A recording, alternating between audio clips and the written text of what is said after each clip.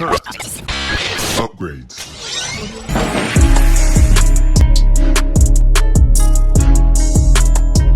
Welcome back, ladies and gentlemen, to another JVS movie review. Today, we're bringing you my first review of 2024, and this was a doozy of a film to make. My first review of 2024, and this one is called The Beekeeper. Here's a quick synopsis. Mr. Clay is a former operative of an organization called the Beekeepers. After his friend and neighbor dies by suicide after falling for a Ponzi scheme, Mr. Clay sets out to exact revenge against the company responsible. And this one stars Jason Statham, Raver-Lampman, Josh Hutcherson, Felicia Rashad, and Jeffrey Irons. And this is directed by David Ayer. First thing about The Beekeeper is, this is old school Jason Statham.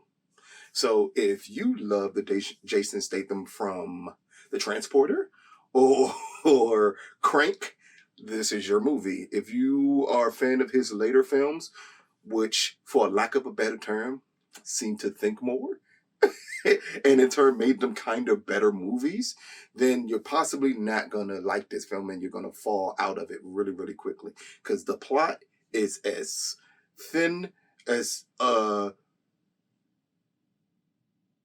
the thinnest piece of paper humanly possible. That's the best way to put it. That's the plot of this film.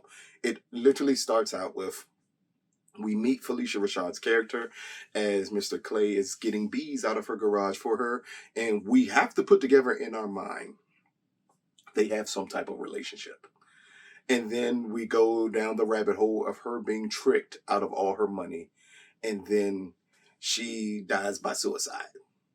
And at that point, the plot just goes from, we need to find out what happened, to, oh my God, they did this, they're responsible for this, and then he just starts killing people. That's the whole point of this film.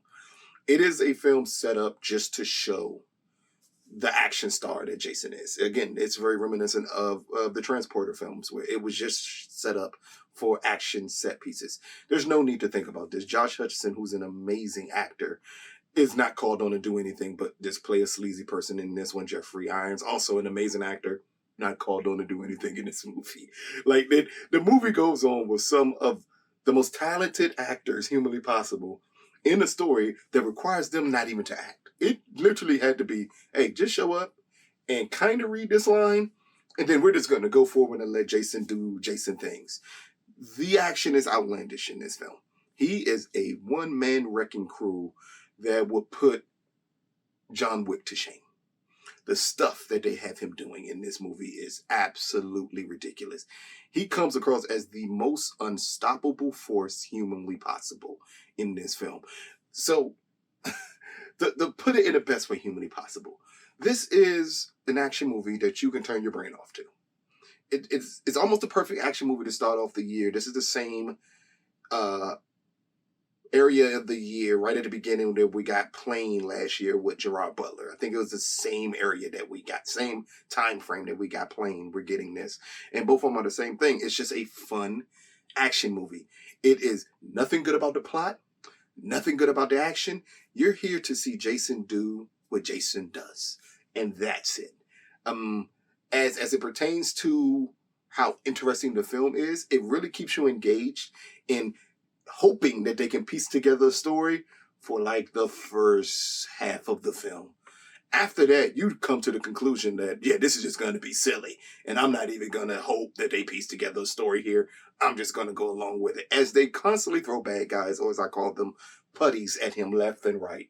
And these are supposed to be extremely high-trained putties that they're throwing at him. We have SWAT, we have FBI, we have SEAL team members, we have everything humanly possible thrown at the Secret Service.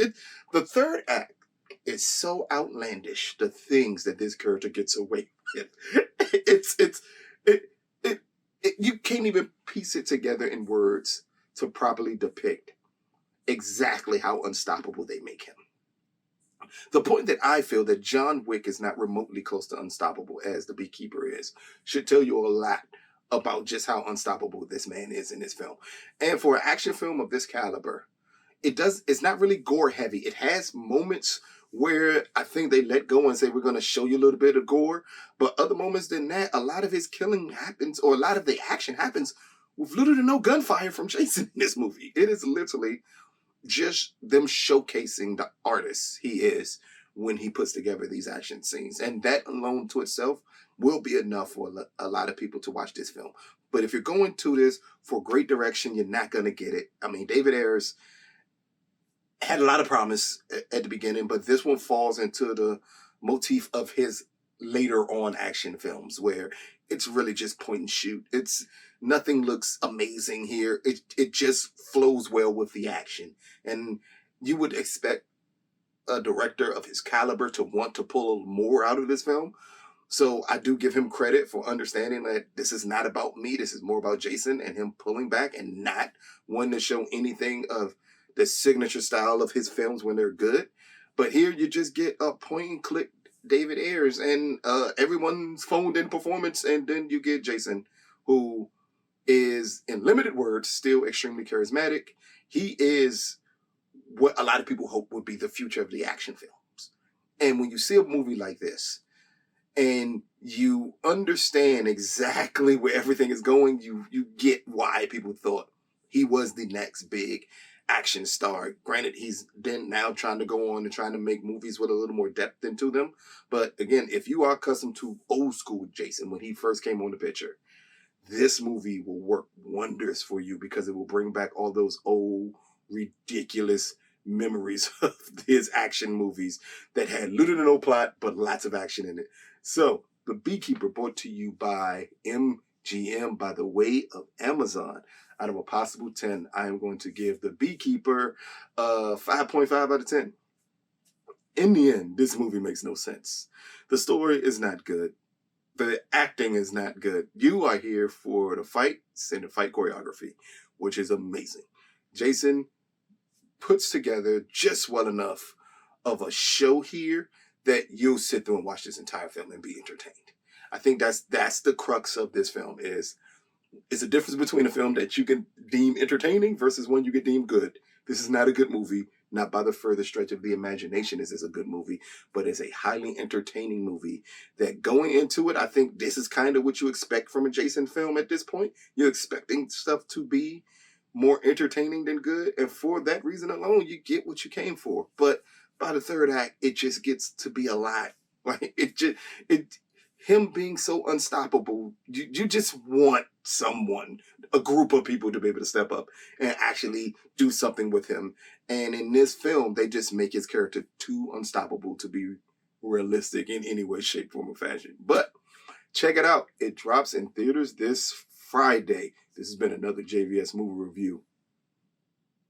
Peace, people.